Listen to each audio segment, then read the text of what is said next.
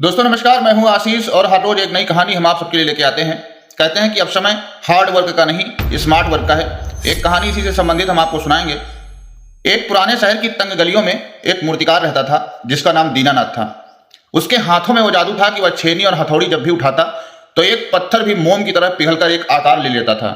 एक मूर्ति को बनाने में उसे महीनों लग जाते। उसकी आंखों की रोशनी कम हो रही थी, उंगलियों में गड्ढे पड़ गए थे और फेफड़ों में पत्थर की धूल जम गई थी। लेकिन उसकी बनाई हर मूर्ति एक जीवंत कविता जैसी लगती थी। उसी शहर में एक युवक रहता था जिसका नाम था रिकी।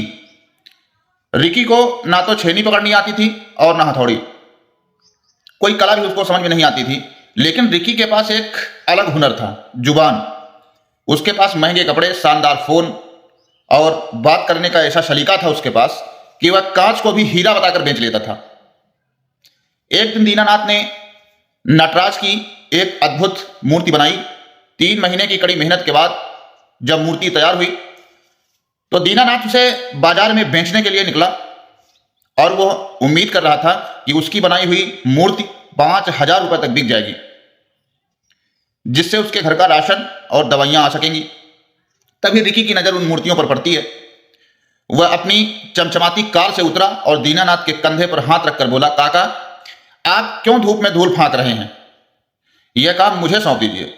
मैं इसे ऐसी जगह पहुंचा दूंगा जहां इसको जरूरत है।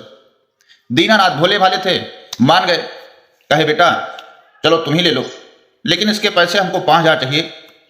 रिकी उस मूर्ति को शहर की सबसे बड़ी आर्ट गैलरी में ले जाता है।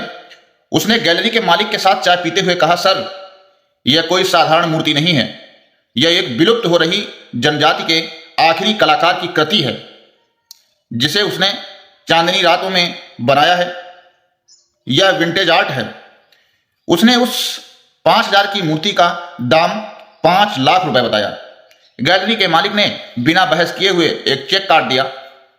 रिक्की वापस आया। उसने दीनानाथ को 10,000 रुपए दे दिए। तो दीनानाथ बहुत खुश हो गए कि हमें तो जरूरत थी 5,000 की, अब हमें 10,000 मिल गया। दीनानाथ की आंखों में आंसू आ गए।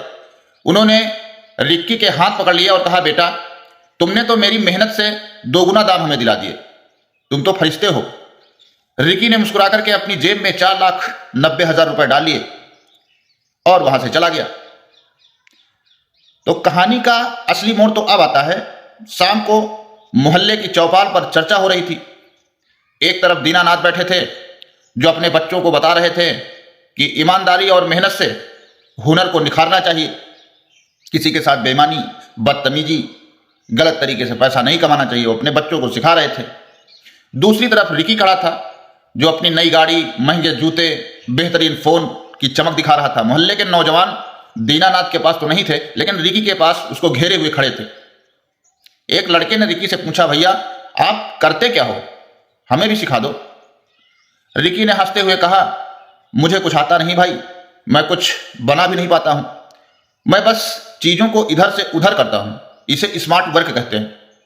क्या कहते हैं? Smart work. भीड़ में से एक बुजुर्ग ने धीरे से कहा, बेटा, हमारे जमाने में तो इसे स्मार्ट वर्क नहीं, इसे दलाली कहा जाता था। क्या कहा जाता था? दलाली।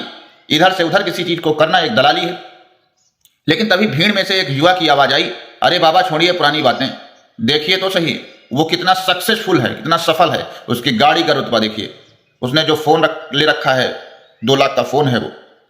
उस दिन दीनानाथ को पहली बार अपनी छेनी और हथौड़ी भारी लगने लगी। उन्होंने देखा कि उनका बेटा मूर्ति बनाना नहीं सीख रहा है, बल्कि वह रिकी के पीछे पीछे चल रहा था, यह सीखने के लिए कि बिना पसीना बहाए, बिना मेहनत करे इत्र कैसे लगाया जाता है, सफल कैसे हुआ जाता है, सक्सेस कैसे मिल सकती है। तो आज समाज में यही हाल है। मेहनत करने वाले को कुछ नहीं मिल रहा है और स्मार्ट वर्क बता करके लोग करोड़ों कमा रहे हैं। यह कहानी हमें बताती है कि समाज में सृजन से ज्यादा महत्व संपर्क यानी कनेक्शन को दिया गया है। जब मेहनत करने वालों से ज्यादा सम्मान सौदा करने वाले पैदा करने लगते हैं तो फिर मेहनत करने वाले टूट जाते हैं। उनकी मेहनत पर सवाल खड़े होते हैं कि मेहनत करके भी वो अपनी जिंदगी में कुछ नहीं कर पाया जो जिसने इधर उधर करके कर लिया। नाम अलग है, कहानी बेहतरीन है कि अब हार्ड वर्क नहीं स्मार्ट वर्क लोग सीख रहे हैं। पुराने जमाने में इसको दलाली के नाम से जाना जाता था। धन्यवाद। मिलते हैं फिर किसी नई कहानी के साथ, तब तक के लिए नमस्कार।